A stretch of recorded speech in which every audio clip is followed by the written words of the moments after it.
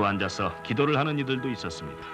그들은 세상이 끝나는 줄로 생각을 한 것입니다. 그런데 12분 정도가 지나자 태양은 다시 제자리로 돌아갔으며 폭우로 인해 진흙탕이 되었던 땅바닥도 언제 비가 왔다냐는 듯이 말랐으며 흠뻑 젖었던 사람들의 의복들도 깨끗이 말라버렸습니다. 이 태양의 기적은 하느님께서 주신 중대한 증표였으며 성모님께서 전해주신 메시지의 중요성을 확인해주는 것이었습니다.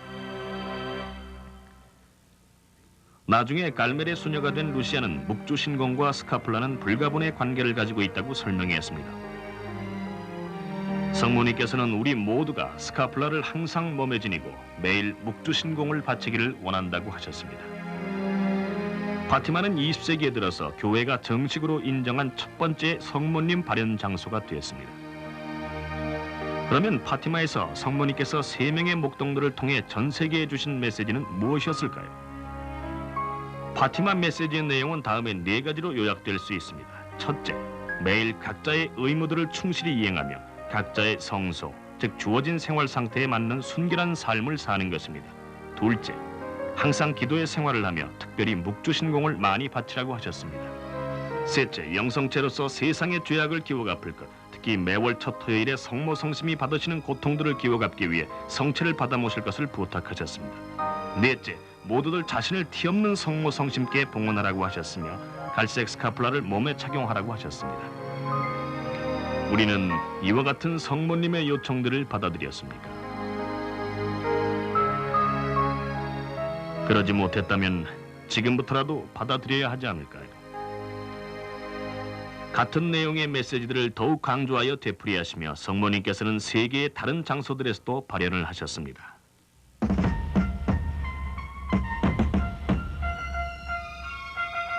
(1917년부터) 1932년 사이의 기간 동안 세계는 수많은 문제들을 지니고 있었습니다.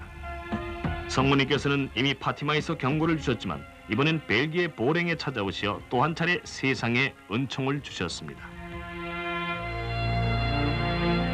벨기에의 보랭.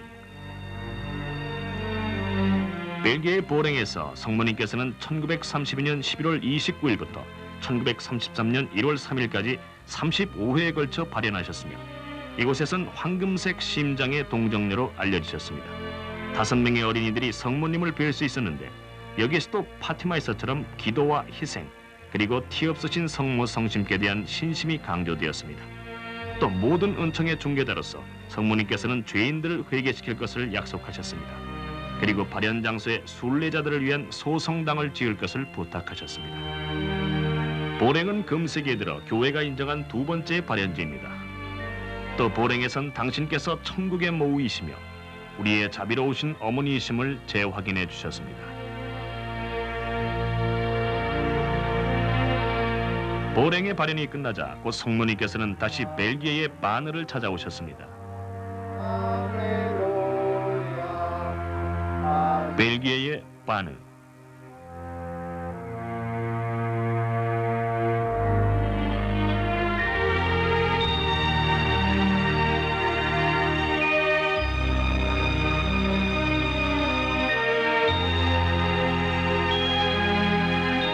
벨기에 바느에서 성모님께서는 당신을 가난한 자들의 동정녀라고 부르시며 12번째 생일을 앞두고 있는 마리에트 베꼬 양에게 나타나셨습니다. 1933년부터 모두 8회의 발현이 있었습니다. 한 번은 성모님께서 마리에트를 숲의 가장자리에 흐르고 있는 작은 샘터로 데리고 가셨습니다.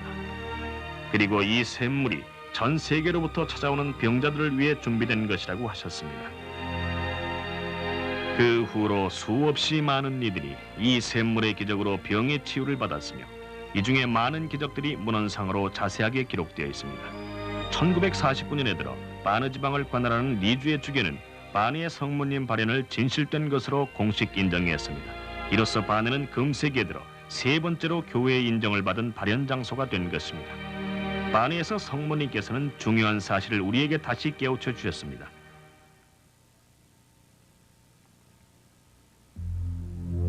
즉 하느님께서는 성모님께서 우리가 예수님께로 가는 필수적인 통로가 되시도록 계획하셨다는 것입니다. 1940년대, 1950년대, 1960년대 세계가 경제공황, 제2차 세계대전, 핵폭발 등의 와중에 휩쓸려 있는 동안에도 성모님께서는 당신의 자녀들을 구출하기 위한 활동을 계속하셨습니다. 세계 각지에서 거듭 발현하셔 회개와 기도의 생활을 촉구하셨습니다. 1960년대에 들어 세계는 여러모로 변화를 겪고 있었습니다. 마약 사용자의 증가, 대통령의 암살, 전쟁, 그리고 전통적인 가정관의 붕괴가 전 세계의 신문지상에 계속 보도되고 있었습니다. 1960년대는 혼란의 시기였습니다. 1961년에 하느님의 모친께서는 또다시 우리에게 긴박한 문제들과 위험에 대해 경고해 주셨습니다. 발현하신 장소는 스페인의 가라반달이었습니다. 1961년 6월 18일 스페인 북부에 위치한 가라반달의 경치 좋은 언덕길에서 놀고 있던 네 소녀에게 천사가 나타났습니다. 이 네 소녀는 12살 난 콘치타 공잘레스 양, 12살 난 야신타 공잘레스 양, 11살의 마리아 크루즈 공잘레스 양, 그리고 12살 난 마리 롤리마 전 양이었습니다.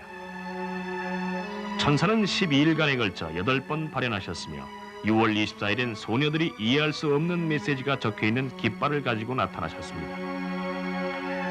천사가 처음으로 어린이들에게 말을 건넨 것은 7월 1일이었는데 갈멜의 성모님께서 그 다음 날 발현하실 것이라고 알려주었습니다.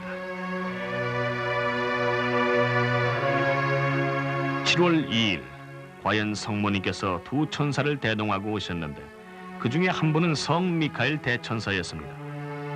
성모님께서는 미카엘 대천사가 가져왔던 깃발에 쓰인 메시지의 내용을 설명해 주셨으며 10월 18일 이전엔 그 내용을 밝히지 말라고 하셨습니다. 그해 10월 18일이 되자 모여든 군중 앞에서 메시지가 발표되었습니다. 너희들은 수많은 희생을 바쳐야 하며 많은 보속을 하고 성체 조배를 자주 해야 한다. 무엇보다 먼저 착한 삶을 살아야 한다. 그렇지 못하면 무서운 징벌이 다가오게 될 것이다. 하느님의 진노의 잔은 이미 채워지고 있는데 너희들이 변화되지 않고 있으면 너무나 무서운 징벌이 내리게 될 것이다. 1961년부터 65년까지 성모님께서는 가라반달에서 2,000회 이상이나 발현을 하셨습니다. 그 기간 동안 수많은 기적들도 일어났습니다. 발현이 있을 때마다 네 소녀들은 3단계의 내적 환희를 느꼈으며 이로써 그들은 곧 발현이 있을 것임을 알 수 있었습니다. 그 3단계의 환희 중 첫 번째 것은 좀 미약했으며 두 번째는 더 강했고 세 번째는 너무나 강렬하여 소녀들은 성모님께서 발현하실 장소를 향하여 급히 달려가게 되었습니다. 소녀들은 제각기 다른 곳에서 출발했으나 매번 같은 장소에 같은 시각에 도달하는 것이었습니다. 발현 장소에 와서는 탈원 상태에 들어가면서 무릎을 꿇었습니다. 탈원은 수분에서 수시간씩 계속되었습니다. 네 소녀가 모두 항상 발현을 똑같은 방식으로 경험하는 것은 아니었습니다. 때로는 발현 중에 소녀들이 아름다운 조각처럼 보이게 될 때도 있었는데 이런 때는 4명의 의사들이 소녀 하나를 조금도 들어올릴 수가 없었습니다.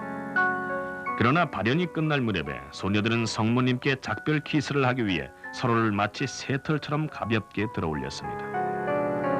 또 소녀들은 돌이 많은 험한 길을 머리를 위로 젖히고 눈을 하늘로 향한 채 앞으로 뒤로 넘어지지 않으면서 쉽게 걷는 것이었습니다. 마을의 사제가 출타 중일 때는 미카엘 대천사가 성체를 모시고 와서 소녀들에게 영하여 주었습니다. 이 성체는 보통 소녀들만이 볼 수 있었습니다. 그런데 1962년 7월에 콘치타와 대천사 사이에 매우 중요한 기적이 일어났습니다. 이 기적은 2주 전에 예고되었던 것입니다. 콘치타가 대천사로부터 성체를 받아 모셨는데 모여있던 수백 명의 사람들이 이 성체를 목격할 수 있었습니다. 이 기적은 우리 모두에게 성체 성사 안에 주님께서 참으로 실존하심을 재확인해 주었습니다. 가라반달에서의 성모님의 마지막 메시지는 1965년 6월 18일 미카엘 대천사에 의해 콘치타에게 전해졌습니다. 10월 18일에 발표된 나의 메시지가 아직 받아들여지지 않았고 전 세계에 전해지지도 못하였다. 오늘 주는 메시지가 이곳에서의 마지막이 되겠다. 전에는 하느님의 진노의 잔이 채워지고 있었으나 이제는 흘러 넘치고 있구나. 많은 추기경들과 주교들, 사제들이 멸망의 로의 길을 걷고 있으며 수많은 영혼들을 함께 데려가고 있다. 성체의 중요성은 날로 더 경시되고 있다. 너희는 하느님의 진노하심이 너희들로부터 떠나시도록 노력해야만 한다. 너희가 진심으로 용서를 청한다면 하느님께서는 용서하실 것이다. 너희의 어머니인 나는 미카엘 대천사의 전구를 받아들여 너희가 생활을 개선할 것을 부탁한다. 나는 너희를 너무나 사랑하기에 너희가 멸망하는 것을 원치 않는다. 진심으로 청하여라. 그러면 도와주겠다. 그리고 더욱 많은 희생을 바쳐야 한다. 예수님의 순환을 생각하여라. 나중에 성숙해서 가정주부가 된 야신타 공잘레스는 성모님의 메시지에 관해 다음과 같은 얘기를 했습니다. 성모님의 메시지들은 저의 일상생활에서 신심을 북돋아 주었습니다. 목주 신공을 드릴 때, 그리고 매일의 가정생활에서 영신적으로 많은 도움이 되었습니다. 또 우리 마을 사람들의 신심 생활에도 큰 영향을 끼쳤습니다. 그러나 성모님께서는 가라반달 지방 사람들만이 아니라 전 세계, 전 인류를 위해 오셨습니다. 가라반달에서의 초점은 성체 성사와 사제직입니다. 성모님께서는 목주신공의 중요성과 사제들을 위한 기도의 필요성, 그리고 특히 교회의 순명을 강조하셨습니다. 또 미래에 일어날 초자연적인 사건들에 대한 예언도 있었습니다. 즉, 첫째, 전 세계에 천상으로부터의 경고가 주어질 것이며, 둘째, 대기적이 주어질 것인데 콘치타는 이 기적의 날짜를 알고 있으며 기적이 나기 8일 전에 발표를 하게 되어 있습니다. 가라반달과 인근 산들에 있는 사람들은 이 기적을 목격하게 될 것입니다. 병자들이 치유되고 믿지 않는 자들이 회개하게 될 것입니다. 세 번째 기적은 소나무들이 있는 곳에 주어질 것인데 현 시대가 끝날 때까지 남아있게 될 것입니다. 이것은 사진도 찍고 텔레비전으로도 보여줄 수 있을 것이나 아무도 만질 수는 없을 것입니다. 가라반달에서의 성모님 발현을 감싸고 있는 것은 어머니의 사랑입니다. 성모님께서는 당신을 부드럽고 사랑에 가득 찬 우리의 어머니로 보여주셨습니다. 성모님께서는 우리 인간들 모두가 당신의 자녀임을 깨닫기를 원하신다고 하셨습니다. 그래서 우리들 하나하나를 어머니로서 돌보아 주시겠다고 약속하셨습니다. 또 무엇보다도 중요한 것은 우리가 교회에 순명하는 것이며 그렇게 하는 것이 하느님께 큰 영광을 드리게 되는 것이라고 하셨습니다. 가라반달의 발현에 대한 재심사가 1986년에 시작되었으며 전 세계의 많은 이들이 이 심사위원회의 결론을 기다리고 있으며 사적으로는 이미 많은 이들이 가라반달의 사실들을 믿고 있습니다. 지금까지의 발현들을 보면 대개의 경우 성모님께서는 소수의 사람들, 특히 어린이들을 택하셔서 그들과 직접 대화를 나누셨습니다.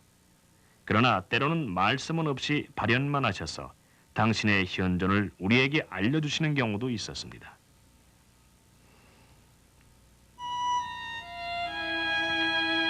에집트의 자이툰. 1968년 4월 1일 밤 성모님께서는 성마리아 콥틱 정교회 성당 지붕 위에 찬란한 빛의 모습으로 나타나셨습니다. 이 성당은 카이로의 교회인 자이툰에 위치해 있는데 2000년 전 성가장이 헤롯 왕의 박해를 피해 에집트로 피신해 있을 때 자이툰을 통과하셨다는 말이 전해오고 있습니다. 성모님께서는 때로는 올리브 나무 가지를 쥐고 계시거나 십자가를 쥐시고 성당 꼭대기 주위에서 움직여 다니십니다. 또 어떤 때에는 십자가 앞에서 머리를 숙이시기도 하고 밑에 모여있는 사람들을 축복하기도 하셨습니다. 성모님을 목격한 사람들은 여러 가지 다른 계층과 다른 직업 출신들이며 종교도 가지각색이었습니다. 신자들과 비신자들이 함께 성모님을 배운 것입니다. 우리 집의 하녀는 그리스도교에 대해서 아는 것이라고는 하나도 없어요. 그런데 그녀가 성모님을 보았기 때문에 감격에 넘쳐 깡충깡충 뛰는 것이었어요. 사실 우리 모두가 그런 기분이었답니다. 그것은 예산 일이 아니었어요. 너무나 감동적인 일이었습니다. 전신에 느끼는 기분이 달랐어요. 자신이 우는 것인지 고함을 지르는 것인지도 몰랐고 어쩔 줄을 몰랐습니다. 우리는 17, 8세 된 그 하녀에게 무엇이 보이느냐고 물었어요. 그랬더니 전등이 잔뜩 켜진 관을 쓴 부인을 본다고 하더군요. 정말 성모님은 그토록 밝게 보였습니다. 우리의 눈에는 마치 액자에 넣은 한 폭의 그림처럼 보였어요. 형광등 빛이 온 몸에서 비쳐나왔고요. 정말 성모님의 모습은 너무 아름다웠습니다. 성모님은 여러모로 조금씩 다른 모습으로 나타나기도 하셨으며 갖가지 색깔의 빛으로 쌓여 있었습니다. 이곳에서의 발현 동안 병고침의 기적들도 일어났으며 이러한 기적들은 의사들과 과학자들로 구성된 위원회에 의해 검사되고 확인되었습니다. 1968년 5월 5일 koptik교회 총주교 키룰리스 6세는 교황청 주재 사무실을 통해 다음과 같은 성명서를 발표했습니다. 복되신 동정녀 마리아께서는 카이로의 교회 자이툰에 있는 성 마리아 koptik 정교회 성당에서 여러 차례에 걸쳐 발현하셨다. 자이툰에서의 발현은 2년 이상 계속되었습니다. 보통 일주에 2, 3회 나타나셨고 첨례날이나 첨례날 전야에 가장 많이 발현하셨습니다. 발현은 짧게는 수분에서 길게는 8시간 정도씩 계속되었습니다. 발현을 보러 온 사람들의 수는 약 25만이나 되었습니다. 그들 중에는 정교회 신자, 가톨릭 신자, 개신교 신자, 이슬람교 신자, 유대교 신자, 그리고 비신자들이 섞여 있었고 직업도 가지각색이었습니다. 성모님 발현을 목격한 이들 중에는 의사인 베니스 칼릴도 있었는데 그녀는 다음과 같이 증언을 했습니다. 저는 의사입니다. 제가 자이툰에서 보았던 일들에 대해서 저는 믿고 있습니다. 그것을 의학이나 과학을 통해 설명할 수는 없어요. 수없이 많은 기적과 병의 치유, 또 그리고 회개가 일어났습니다. 때로는 야간의 발현 중에 성모님 주위를 흰색 또는 황금색 빛이 나는 비둘기들이 날아다니기도 했습니다. 비둘기는 밤에는 날지 않으므로 참으로 이상한 일이었습니다. 비둘기들은 성모님의 발현 전에, 때로는 도중에, 때로는 발현 후에 나타나기도 했습니다. 자이툰에서의 또 하나의 기이한 현상은 향을 피우는 냄새였습니다. 어느 주교의 표현을 빌리자면 100만 개의 향을 동시에 피우는 것 같은 강한 향기가 난다고 했습니다. 자이툰에서 성모님께서는 한 말씀도 하지 않으셨지만 당신의 자녀들을 위한 강력한 메시지를 남기신 것입니다. 성모님의 침묵은 그리스도교인뿐 아니라 당신의 모든 자녀들에 대한 당신의 사랑에 찬 염려를 뜻하는 것은 아닐까요? 자이툰에서 비롯된 수많은 결실들은 당신의 강력하신 현존에 대한 증언이라고 볼 수 있을 것입니다.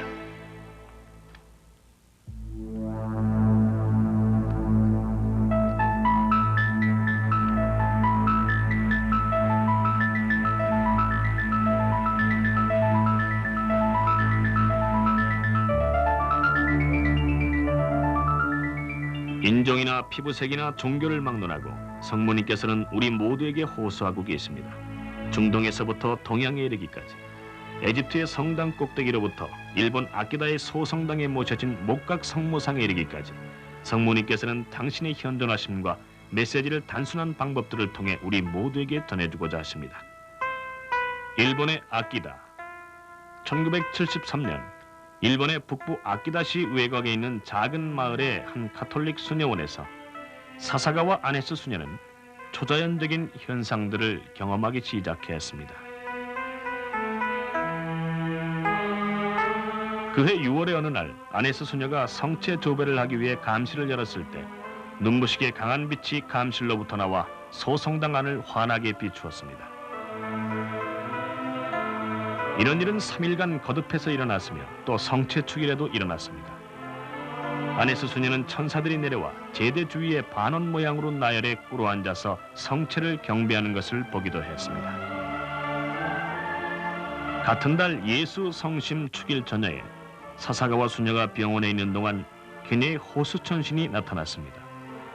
천사는 다음과 같은 파티마의 기도문을 묵주신공의 매단 끝에 바치도록 가르쳐 주셨습니다.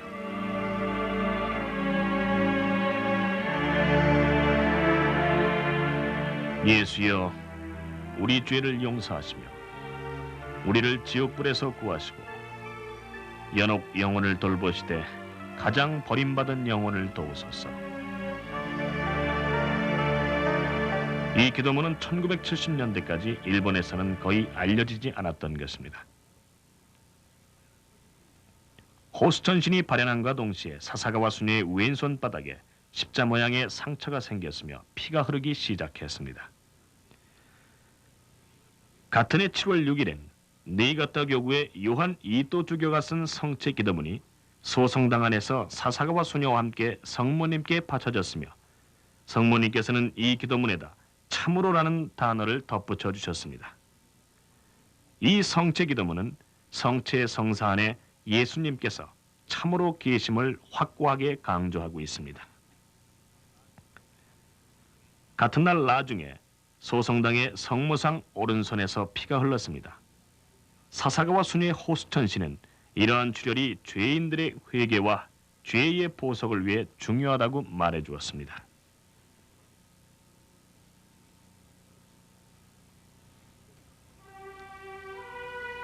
(1973년 9월 23일) 성모님은 얼굴에서 발까지 땀을 흘리셨습니다. 양눈에서는 눈물이 쏟아져 나와 얼굴을 적셨으며 소성당 안에는 달콤한 향기가 가득 찼습니다.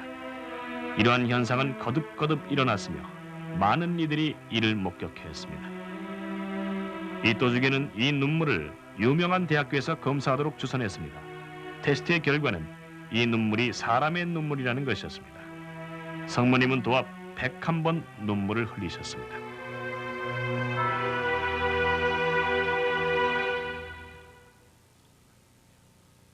눈물을 목격한 증인의 한 사람인 기지도 후치모토 씨는 다음과 같이 말했습니다. 저는 성모상의 얼굴에서부터 발밑의 지구 부분까지 눈물이 흘러내리는 것을 보았습니다. 눈물을 조금 맛보기까지 했는데 좀 짠맛이었습니다. 이로 인해 저는 성모님께서 저 자신과 다른 이들을 위해 중요한 메시지를 주려고 하신다고 생각하게 되었습니다. 왜냐하면 인간의 어머니가 자식들 앞에서 눈물을 흘릴 때에는 심각한 이유가 있을 것이기 때문입니다. 그래서 천상의 어머니께서 목각상을 통해 눈물을 흘리실 때에는 우리 모두에게 긴급한 메시지를 주고자 하심이 틀림없다고 생각합니다. 사사가와 수녀에 의하면 성모님께서는 고통을 받음으로써 하느님의 진노를 풀 수 있는 사랑에 찬 영혼들을 찾고 계신다고 합니다. 아키다에서 성모님께서 원하시는 바는 바로 이것입니다. 즉 우리가 회개하고 선하고 깨끗한 마음으로 하느님께 기도드리기 시작하는 것입니다. 그래서 하느님께로 우리 마음을 향하고 그분께 우리의 생활을 맡겨드리는 것입니다. 크리스찬이 되고 하느님의 자비하심을 이해하는 것이 중요합니다.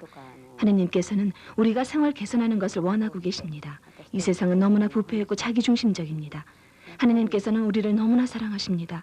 하느님께서는 성모님의 메시지들을 통하여 우리들을 징벌로부터 구하고자 하십니다. 오직 기도만이 메시지의 전파를 위한 길을 열어줄 것입니다. 1973년 10월 13일 사사가와 수녀는 전 세계를 위한 대단히 중요한 메시지를 받았습니다. 다가올 징벌은 전례가 없는 무서운 것이 될 것이며 노아 시대의 대홍수보다도 더 심할 것이다. 하늘에서 불이 쏟아져 내려올 것이며 그 때문에 인류의 다수가 멸망될 것이다. 사람들이 회개하지 않으면 이 징벌이 내려질 수밖에 없단다. 일본 교토통신의 기자인 무쪼 후쿠시마 씨는 이 메시지에 대한 자신의 의견을 다음과 같이 비력했습니다. 아키다의 메시지는 하나님의 사랑의 메시지입니다.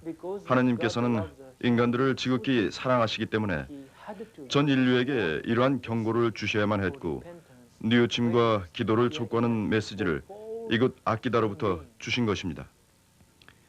11년에 걸친 조사를 거쳐 니이가타 교구의 요한 이또 주교는 아키다 성모상의 눈물 현상과 사사가와 수녀에게 주어진 메시지에 관해 이는 초자연적인 원인에 의해 일어난 것임을 공식으로 선포했습니다.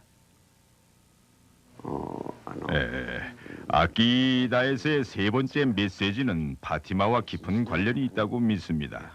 복되신 동정녀께서 파티마에서 메시지를 주신 후에도 사람들은 생활 개선을 하지 않았어요. 성모님께서는 그 메시지를 되풀이해 주시고 파티마의 기억이 되살아나게 해주려 하셨던 것입니다. 교황 성화와 주교들, 사제들을 위하여 묵주의 기도를 바쳐라. 마귀의 영향은 교회 내부에까지 침투하여 심지어는 추기경들과 추기경들이 맞서고 주교들과 주교들이 대항하게 될 것이다. 나를 공경하는 사제들은 형제 사제들로부터 비웃음과 공격을 받을 것이며 성당들과 제대들이 파괴될 것이다. 교회는 세속과 타협하는 이들로 가득 차게 될 것이며 마귀는 많은 사제들과 수도자들이 주님을 봉사하는 임무를 저버리게 할 것이다. 마귀는 특별히 하느님께 봉헌된 영혼들을 집중 공격할 것이다. 그렇게도 많은 영혼들이 잃어버려질 것을 생각하니 나는 너무나도 슬프구나.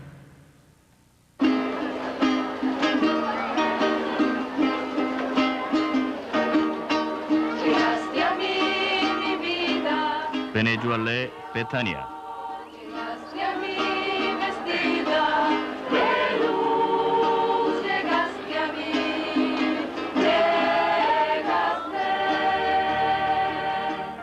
비록 널리 알려지진 않았지만 금세기 중 교회의 인정을 받은 발현지 중에 하나는 베네수엘라의 베타니아입니다. 베타니아는 베네수엘라의 미란다주의 코아 마을의 작은 농장에 위치해 있습니다. 대개의 경우 성모님의 발현 시에는 소수의 선택된 사람들만이 성모님을 배울 수 있는 데 반해 베타니아에선 2,000명을 훨씬 넘는 사람들이 성모님을 보았다고 합니다.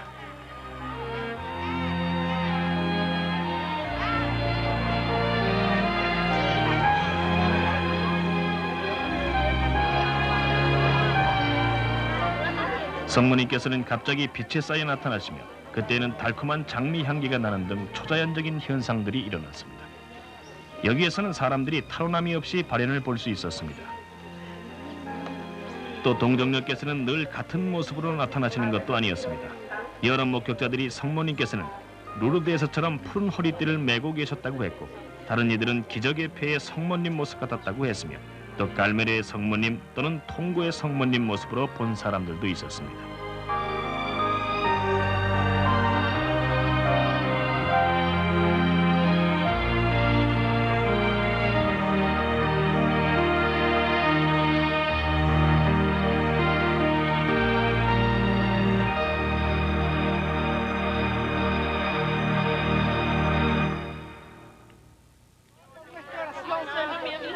(1976년 3월 25일) 성모님을 처음으로 배운 사람은 5명의 자녀를 둔 어머니여 또 예수님의 오상을 받은 마리아 에스파란자 비앙키니 부인이었습니다.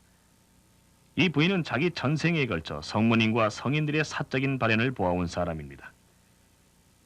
비앙키니 부인은 베타니아에서 국가들과 민족들 간의 화해자란 명칭으로 자주 발현하시는 성모님으로부터 메시지를 받은 주요 인물입니다.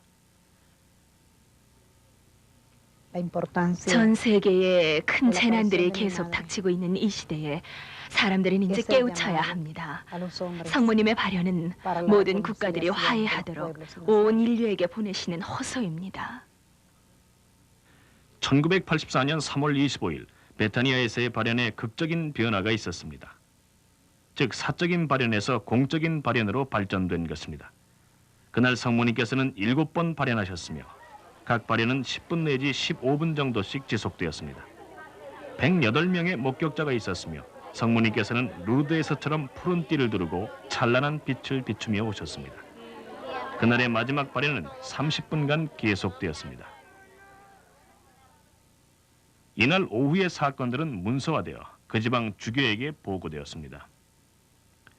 1987년 11월 21일 그 지역 로스 테쿠에스의 비오벨로 리카르도 주교는 철저한 검사 끝에 이 발현들을 인정하는 3억 서한을 발표했습니다.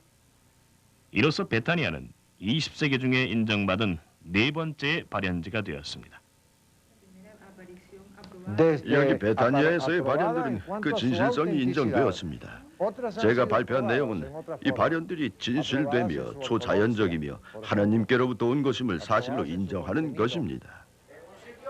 리카르도 주교는 베타니아에서 일어나는 일들에 대한 개인들의 증언을 계속 모으고 있습니다. 베타니아에서의 성모님의 메시지들은 의미심장한 것입니다. 교회와 사제들 그리고 죄인들의 회개와 세계 평화를 위해 기도할 것을 요구하고 있습니다. 또 교회의 성사들을 더 자주 받을 것과 일치 단결해서 특히 빈궁한 이들을 돕고 사회의 부정의를 시정해 나가도록 강조하고 계십니다.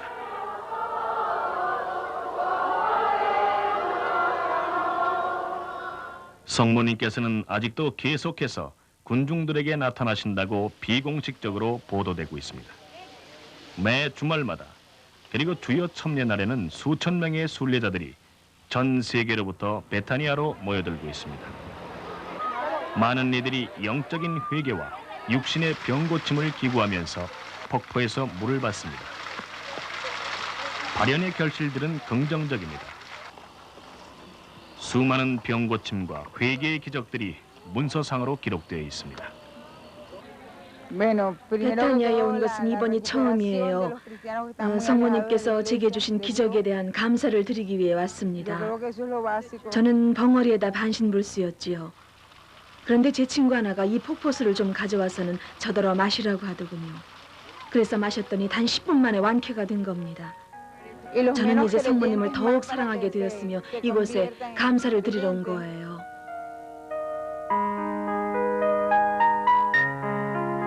베타니아에서의 성모님 메시지의 골자는 민족과 국가들 사이의 화해입니다. 우리는 정말 화해를 할 용의가 있는 것일까요? 저명한 성모 신학자이며 그 분야의 수많은 책을 쓴 르네 로랭땅 신부는 현 세계가 처한 상황에 대해 다음과 같은 견해를 표명했습니다. 지금 세계는 아주 좋지 않은 상태에 처해 있습니다. 성모님의 발현들은 세계가 스스로를 파괴하고 있으므로 우리가 정신을 차려야 된다는 충고로서 주어지는 것입니다. 메두고리에서의 메시지가 그러하고 다른 많은 곳에서의 메시지가 그러합니다. 사태가 심각합니다. 매우 심각합니다.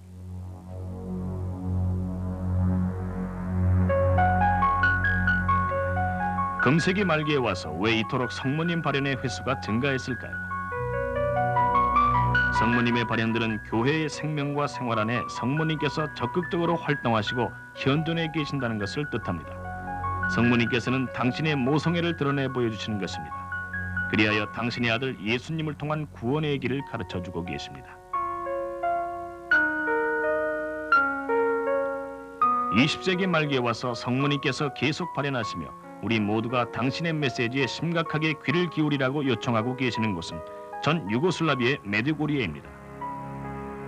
전 유고슬라비아 공화국의 중서부에 위치한 아직 문명의 손길이 잘 뻗치지 않은 크로에시아계의 산악도시 메두고리아에서 평화의 모 마리아란 칭호 아래 천주의 모친께서는 우리의 현 세계에 대단히 중요한 메시지를 주고 계십니다.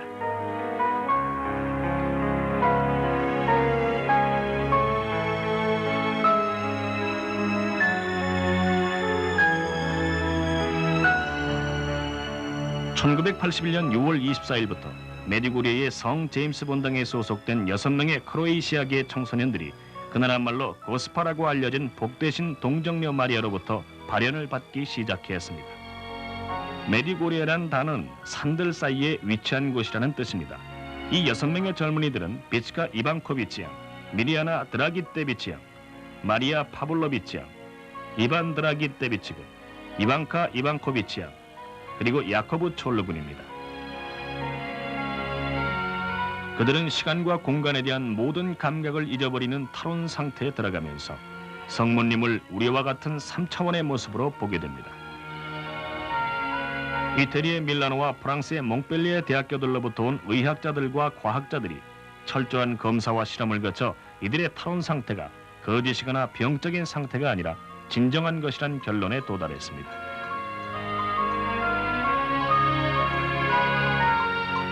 그러면 메두고리아에서의 성모님의 메시지의 핵심은 무엇일까요? 지금까지 주신 수많은 메시지들을 간추리면 다음 6가지로 요약될 수 있습니다. 첫째, 믿음. 둘째, 기도. 셋째, 금식. 넷째, 보석. 다섯째, 회개. 여섯째, 평화.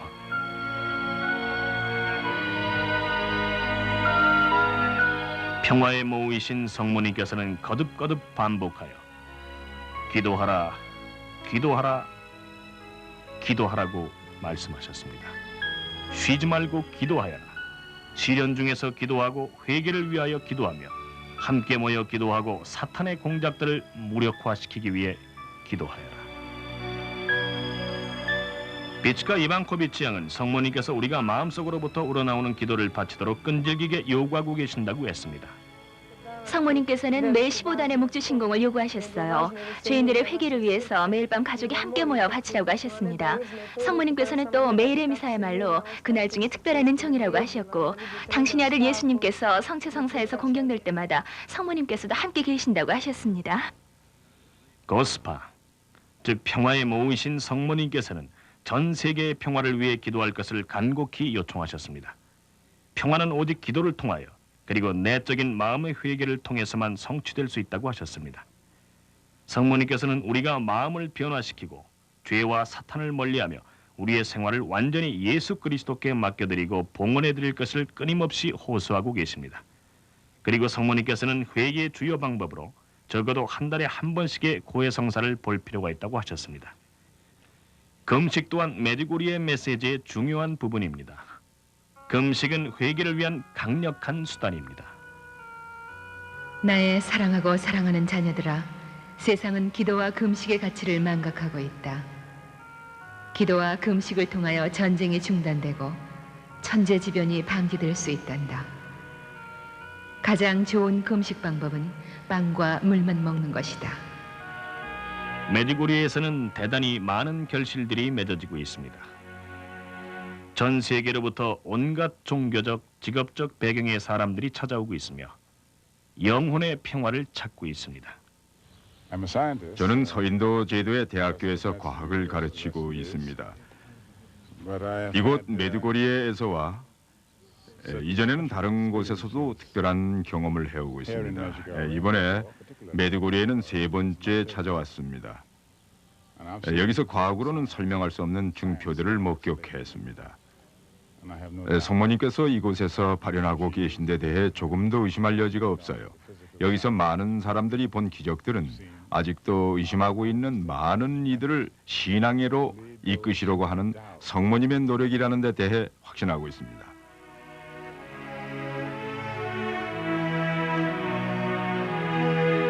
누차에 걸쳐서 평화에 모이신 우리의 성모님께서는 전 세계에 걸친 징벌에 대해 경고하셨습니다. 우리는 기도, 금식, 신앙 및 회개로서 이 징벌들을 피할 수 있다고 하셨습니다. 발현을 보는 6명의 젊은이들 모두가 이 징벌에 관한 사항이 포함된 10가지의 비밀을 받게 된 것입니다. 또 성모님께서는 메디고리에서 처음으로 발현하셨던 장소, 즉 포드브로더산 또는 발현의 산이라고 불리우는 곳에 육안으로 볼 수 있는 표적을 남겨주시겠다고 약속하셨습니다. 이 표적은 메디고리의 발현에 대한 하나의 증거가 될 것이며 전 세계로부터의 많은 이들이 회개하는 계기가 될 것입니다. 메디고리에서는 징벌에 관해 많은 강조가 되고 있습니다만 메시지의 핵심은 다가올 대재난이 아니라 세계를 위한 평화, 희망 그리고 자비입니다. 성모님께서는 재차 강조하셨습니다. 아직 회개하기에 늦지 않았다. 너희들의 미래는 너희들의 회개 여부에 달려있다.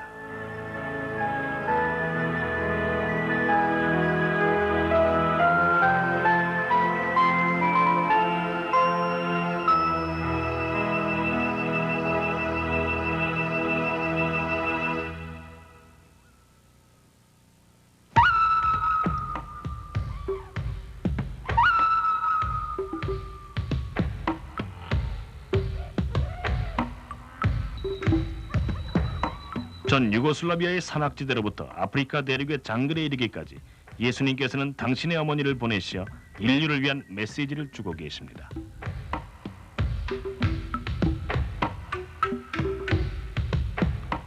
루안다의 키베호,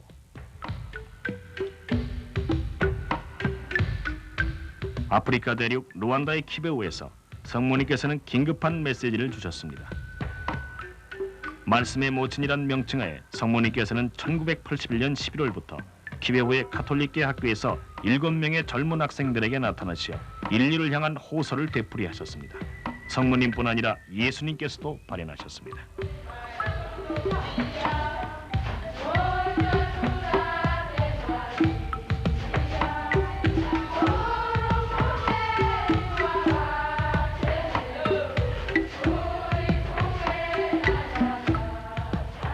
7명의 젊은이들은 아나탈리 무까마 짐박가양, 마리클레어 무깡가노양, 스테파니 무까모렌지양, 아그네스 까마가주양, 베스틴 살리마양, 엠마누엘 세가스타샤비, 그리고 알퐁신 무메레케 양입니다.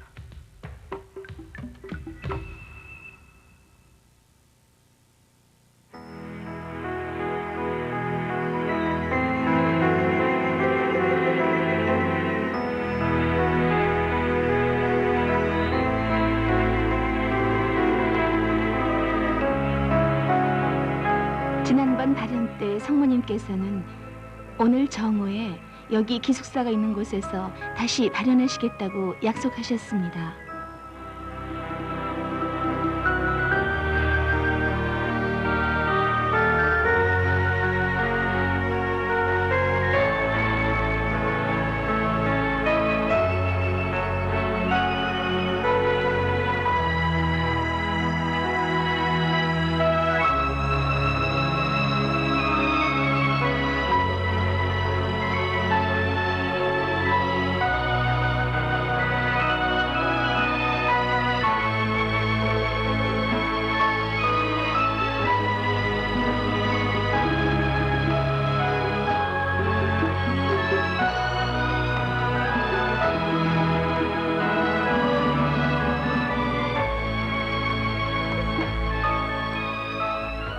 성모님께서는 묵주와 기도의 중요성에 대해서 계속 말씀하고 계십니다. 또 우리 자신을 사랑하고 남들을 사랑하라고 하십니다. 우리는 세계의 젊은이들에게 좋은 모범이 되어야 합니다.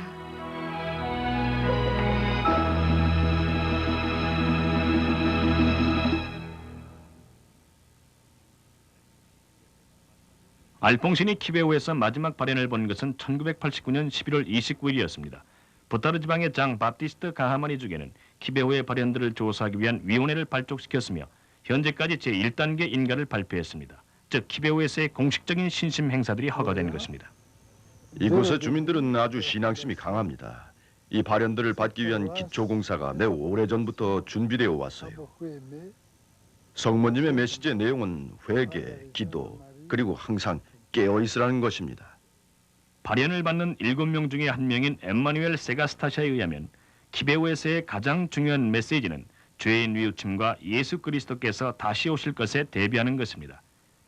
예수님께서 콩밭에서 일하던 그에게 발현하시기 전엔 엠마누엘은 비신자였습니다. 예수님께서는 그에게 주의 기도를 직접 가르쳐 주셨고 묵주 신공 바치는 방법도 설명해 주셨습니다. 주님께서는 세상의 구원을 위하여 우리가 당신의 고통과 일치되어 고통받는 것의 가치에 대해 가르쳐 주셨습니다. 예수님께서는 우리가 생활을 개선하고 죄를 저버리며 우리 자신의 죽음과 세상의 종말에 대비해 기도하고 준비해야 한다고 하셨습니다. 우린 아직 시간이 있을 동안 준비를 해야 합니다. 준비를 잘하는 사람들은 천국으로 갈 것이며 악을 행하면 더 이상의 희망을 가질 수도 없고 하소연도 할 수 없는 상태로 자신들을 스스로 밀어넣게 될 것입니다. 선을 행하고 기도를 하는 더 이상의 시간을 잃어서는 안 됩니다. 남은 시간은 얼마 되지 않으며 예수님께서는 곧 오실 것입니다. 엠마누엘은 아프리카 전역을 다니며 믿는 이들과 아직 믿지 않은 이들에게 예수님과 성모님의 메시지들을 전하며 복음화 활동에 전념하고 있습니다.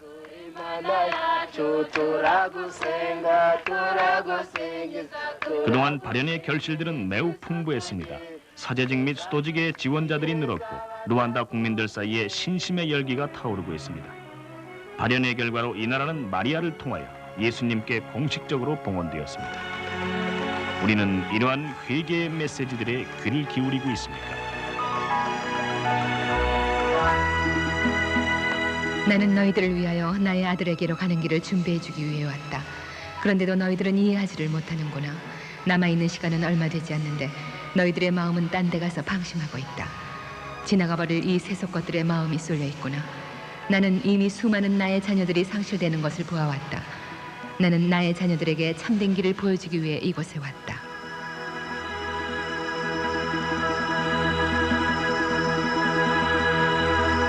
지구의 저쪽 편 한국의 나주에서 주님의 여종 성모님께서는 전 세계를 향한 엄중한 메시지를 주고 계십니다. 모든 은총의 중개자이신 성모님께서는 우리의 기도와 주의를 부드러우면서도 확고하게 당신의 아들 예수님께로 집중시키고 계십니다. 아주 최근에 뚜렷한 하느님의 인류에 대한 사랑의 표시가 한국의 작은 도시 나주에서 일어나고 있습니다. 이것이 시작된 것은 1985년 6월 30일이었는데 이날 가정주부여 4자녀를 둔 윤홍선 율리아 씨가 모시고 있는 성모상이 눈물을 흘리기 시작한 것입니다. 그때부터 1992년 1월 14일까지 도합 정확히 700일간 눈물과 피눈물을 흘리셨습니다.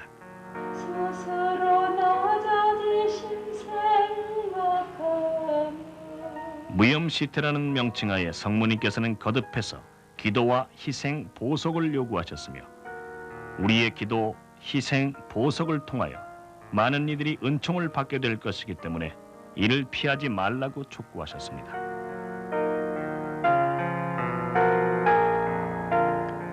나주의 메시지는 파티마와 아키다에서의 메시지와 공통점을 가지고 있습니다.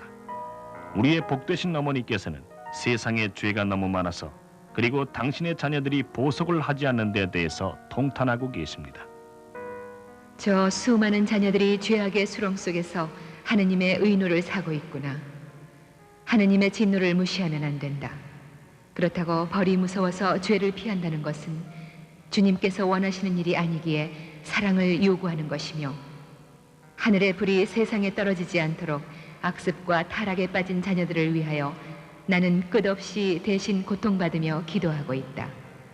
그러나 내가 주는 메시지를 받아들이지 않고 계속해서 세상과 타협하고 천상의 것에 타협하지 않는다면 그때에는 후회해도 이미 늦을 것이다.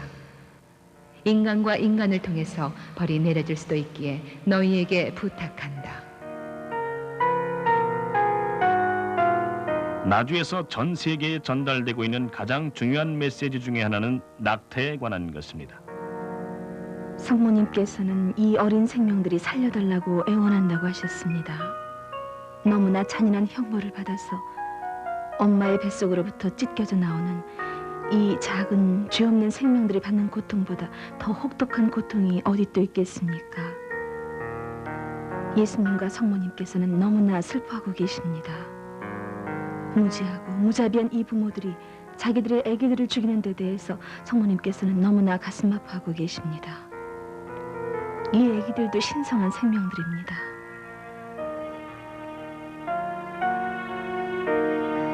온 세계는 멸망을 향하여 맹진하고 있고 마귀들은 인류를 파멸시키려고 갖은 수단을 다 부리지만 일치 안에서는 반드시 승리함을 볼 것이다. 나는 나의 자비와 사랑의 승리로 세상을 구하려 하므로 너희가 신뢰심을 가지고 나의 손을 잡고 나와 함께 기도한다면 나의 성심은 승리를 거두게 될 것이다. 반드시 승리할 것이다.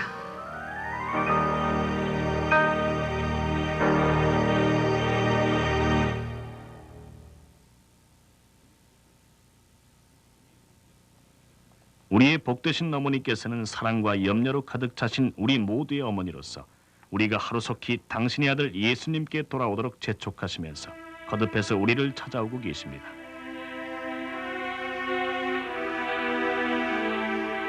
우크라이나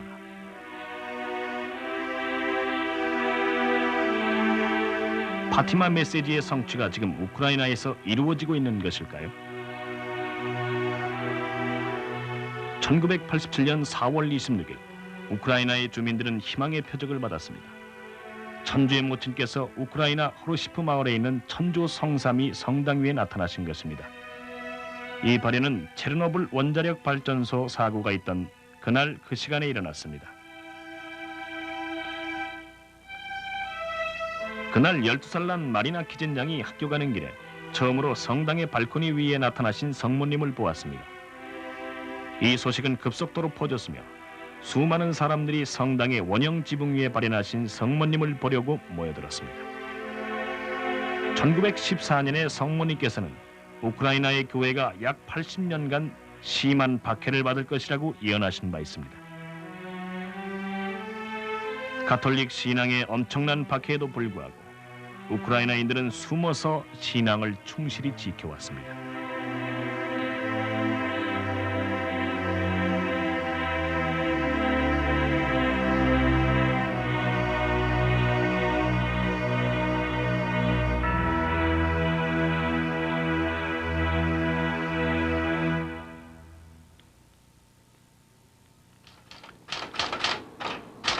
요셉 테레일라는 이러한 역사를 보아온 산 증인이며 가톨릭 신앙 때문에 23년간이나 옥중 생활을 하다가 지금은 캐나다의 망명에 와서 살고 있습니다. 러시아의 아주 먼 지역에서 온 이들을 포함하여 수만 명의 사람들이 성모님을 보았고 또 성모님의 말씀을 들었습니다. 온갖 종교적 배경의 사람들, 루터교, 유대교, 이슬람 교도들이 발현을 보고 개종을 했습니다. 요셉은 성모님께서 우크라이나 전역에 걸쳐 여러 옥의 성지들에서 발현을 계속하고 계신다고 말했습니다. 파티마에서 성모님께서는 러시아의 회개를 예언하셨습니다.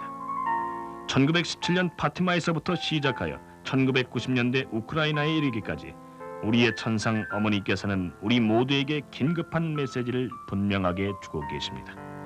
성모님께서는 당신의 사랑하는 자녀들인 우리 모두가 너무 늦기 전에 통회하고 기도하기를 간곡히 청하고 계십니다.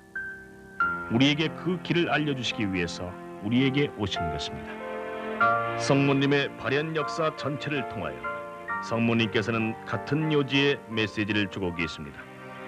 장소와 발현을 받는 사람들과 문화적 배경은 다를지라도 성모님께서 천국으로부터 지상에 있는 우리들을 사랑으로 찾아오시는 주요 목적은 항상 같습니다. 성모님께서는 잠자고 있는 우리들의 마음을 일깨우고자 하십니다. 우리들의 눈으로부터 비늘을 떼내고자 하십니다. 우리의 수많은 죄악들에도 불구하고 하느님의 자비하심과 사랑이 계속되고 있음을 깨우쳐 주고자 하십니다. 우리들은 인류 역사에서 극히 중요한 이 시점에 처하여 선택의 기로에 놓여 있습니다. 복되신 성모님께서 메시지를 통하여 주신 호소들을 받아들이든가 아니면 그 호소들을 무시해버리고 그에 따라 초래될 결과를 대면하든가 선택은 우리들 각자가 해야 합니다.